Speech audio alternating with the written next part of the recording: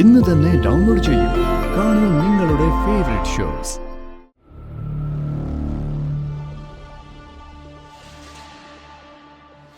എന്തെങ്കിലും പരിചിതമായ സ്ഥലമോ അങ്ങനെ എന്തെങ്കിലും കാണാൻ കഴിയുന്നുണ്ടോ?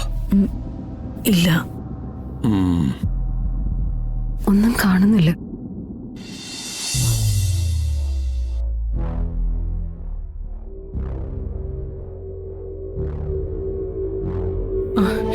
എന്താ പിള്ളേ താമസിച്ചേ? ആ പ്രഷറിന്റെ ഗുളിക കൊടുക്കേണ്ട സമയമായി. ഗുളിക തീരുന്നതിന് മുമ്പേ ഇവിടെ എല്ലാം വാങ്ങി വെക്കുന്നതാണല്ലോ സത്യാമ്മേ. ഇപ്പൊ ഇതെന്താ പറ്റിയേ? 1-2 മരുന്നുകൾ വാങ്ങാൻ പണം തികഞ്ഞതുമില്ല. അതിപ്പോ നാളെ ആണെങ്കിലും പോയി വാങ്ങാലോ. രാഘവേട്ടന്റെ കുഴമ്പെല്ലാം വാങ്ങിയല്ലോ. ഇതാണ് ആദ്യം വാങ്ങിയത്. ഇല്ലെങ്കിൽ എന്നെ ഇവിടെ ഇട്ടേക്കോ? എനിക്കറിയാം കുഴമ്പും തേച്ചുള്ള കുളി രാഘവൻ സാറിന് ഒഴിവാക്കാൻ പറ്റില്ല എന്ന്. നാളെ അപ്പോ ആ കിട്ടാനുള്ള മരുന്ന് വാങ്ങാൻ പോകണ്ടേ? അതിനാണെങ്കിൽ കുറച്ച് വിലയും കൂടുതലാ. അത് വാങ്ങണം.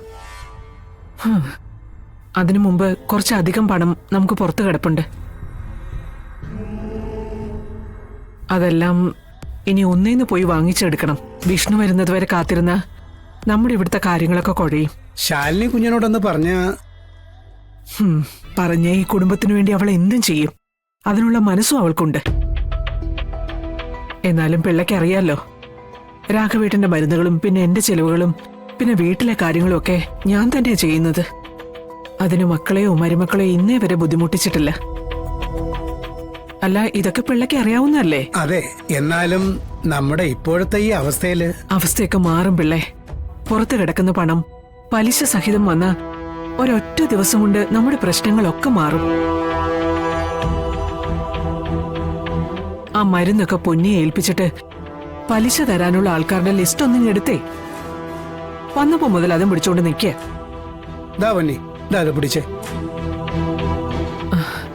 പൊന്നി, പ്രഷറിന്റെ ഗുളിക ഇപ്പൊ തന്നെ രാഘവേട്ടന് കൊടുത്തേക്ക്. എന്നിട്ട് തൈലം കുറച്ചെടുത്ത് ചൂടാക്കി വെക്കേ. ഒന്നിനൊരു മുടക്കം വരുത്തണ്ട. ശരി സത്യമ്മേ. ഞാൻ വായിച്ചു കേൾപ്പിക്കണോ സത്യാമ്മേ? വേണ്ട, ഞാൻ കൈയോടെ അവരെ വിളിക്കാം.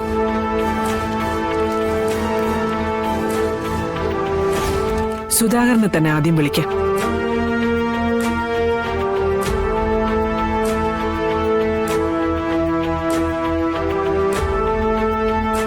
ഹലോ, സുധാകരനല്ലേ? അതെ.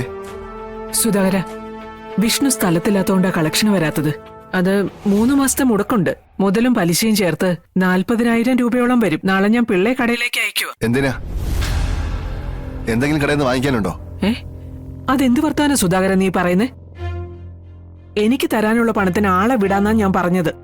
സത്യാമേ, ഞാൻ തരാനുള്ള മുതലും പലിശയും കൂടി വിഷ്ണു എന്നെ വാങ്ങിച്ചോണ്ട് പോയി. സത്യാമ്മ കാശിന്റെ കാര്യത്തിന് വിളിച്ചപ്പോ ഞാൻ ചിന്തിക്കായിരുന്നു ഇതേത് കാശാണെന്ന്. വിഷ്ണു വാങ്ങിക്കൊണ്ട് പോയിന്നാണോ പറയുന്നേ? ഞാൻ എന്തിനാ സത്യാമ്മയോട് കള്ളം പറയുന്നേ? വിഷ്ണു പണം വാങ്ങിയിട്ട് 1 മാസത്തിന് മേലെയായി. പണമൊക്കെ വിഷ്ണു ചെന്ന് വാങ്ങിയെന്നാണല്ലോ പറയുന്നേ. ശരിയായിരിക്കോ പിള്ളേ? അങ്ങനെയാണെങ്കിൽ ഈ വിവരമൊക്കെ അവനെന്താ പറയാഞ്ഞത്? പണമൊട്ട് ഏൽപ്പിച്ചിട്ടുമില്ല. ആ രവിപിള്ള ഒന്ന് വിളിക്കട്ടെ.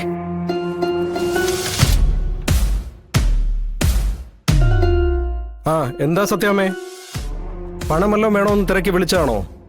രവിപിള്ളേ, ബാലൻസ് കുറച്ചുണ്ടല്ലോ. ഏയ്, അത് ഞാൻ വിഷ്ണുവിന്റെ കൈ കൊടുത്ത് ക്ലിയർ ചെയ്തതാണല്ലോ. 54,000 രൂപയും കൊടുത്തു. ഒരു 10ന്റെ പൈസ പോലും വിഷ്ണു കുറച്ച് തന്നില്ല. ഇനിയിപ്പോ പണമൊന്നും ആവശ്യമില്ല സത്യാമ്മേ. ആവശ്യം ഉണ്ടെങ്കിൽ ഞാൻ വിളിച്ചോളാം. ഹലോ ഹലോ, കിട്ടാനുള്ള പണം മുഴുവൻ വാങ്ങിച്ചോണ്ട് അവൻ കടന്നു കളഞ്ഞത്.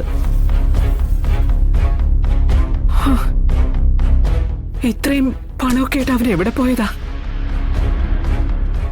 ആ മുകുന്ദന്റെ കടയിൽ ചെന്ന് തരാനുള്ള പലിശ ചോദിക്കേ. അതൊരു ചെറിയ എമൗണ്ടാ. അതിലെന്തായാലും അവൻ കൈകടത്തി കാണില്ല. ചെല്ല്, അത് വാങ്ങിച്ചോണ്ട് വാ. അതിന് നമുക്ക് മരുന്ന് മേടിക്കാം. എന്നാ ഞാൻ പോയിട്ട് വരാം സത്യാമ്മേ. ശരി. വിഷ്ണു, ഈ വീടിന്റെ അടിത്തറ വരെ തോണ്ടിയിട്ട നീ ഈ പോക്ക് പോയിരിക്കുന്നത്. എന്നെ ചതിച്ചിട്ട് എവിടെ പോയാലും നീ രക്ഷപ്പെടാൻ പോകുന്നില്ല. കാരണം അത്രയ്ക്ക് കഷ്ടപ്പെട്ട് കൊണ്ടുവന്നതാ ഞാൻ ഈ ബിസിനസ്. എന്നെ വീണ്ടും തകർത്ത് കളഞ്ഞല്ലോ ദൈവമേ.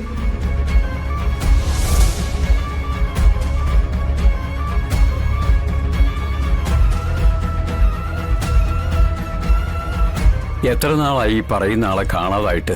അങ്ങനെ വീട് വിട്ട് ഇത്രയും ദിവസം മാറി നിൽക്കുന്ന ആളല്ല. പിന്നെ എന്റെ മോളുടെ ഭർത്താവാണ് വിഷ്ണു.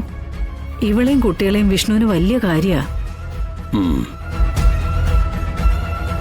അവരെ വിട്ടു നിൽക്കുന്നതിന്റെ കാരണമാണ് ഞങ്ങൾക്ക് അറിയേണ്ടത്. അതായത് സ്വമേധയായി ഈ പറയുന്ന വ്യക്തി നിങ്ങളുടെ വീടുമായി അകന്നു കഴിയാൻ സാധ്യതയില്ല എന്നും ഏതെങ്കിലും രീതിയിൽ അപകടത്തിൽ പെട്ടിട്ടുണ്ടോ എന്നും നിങ്ങൾ സംശയിക്കുന്നു. അതെന്താണെന്ന് അറിയണം. അതല്ലേ നിങ്ങൾ ഉദ്ദേശിക്കുന്നത്? അതെ.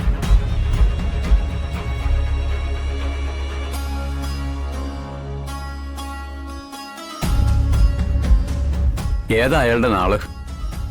രേവതി. പേര് വിഷ്ണു അല്ലേ?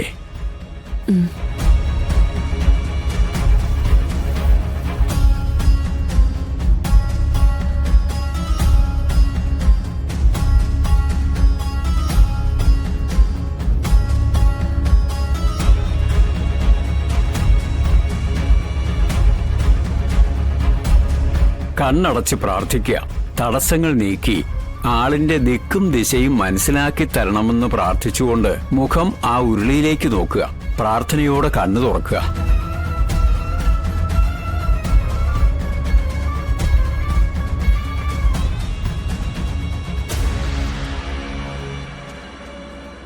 കണ്ണു തുറന്ന് നോക്കിക്കോളൂ.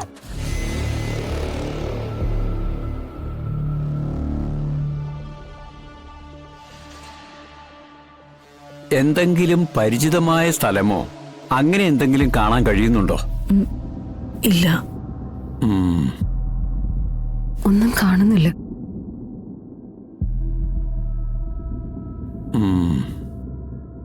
പ്രാർത്ഥനാപൂർവം ഇതിൽ നിന്ന് കുറച്ച് വെറ്റില എടുക്കുക.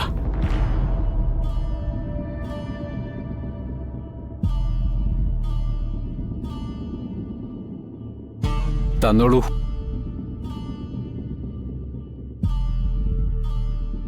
1 2 3 4.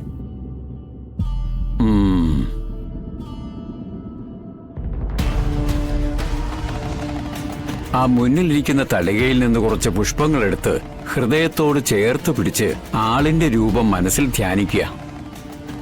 എന്നിട്ട് ഞാൻ പറയുമ്പോൾ മാത്രം കണ്ണു തുറക്കുക. എടുത്തോളൂ.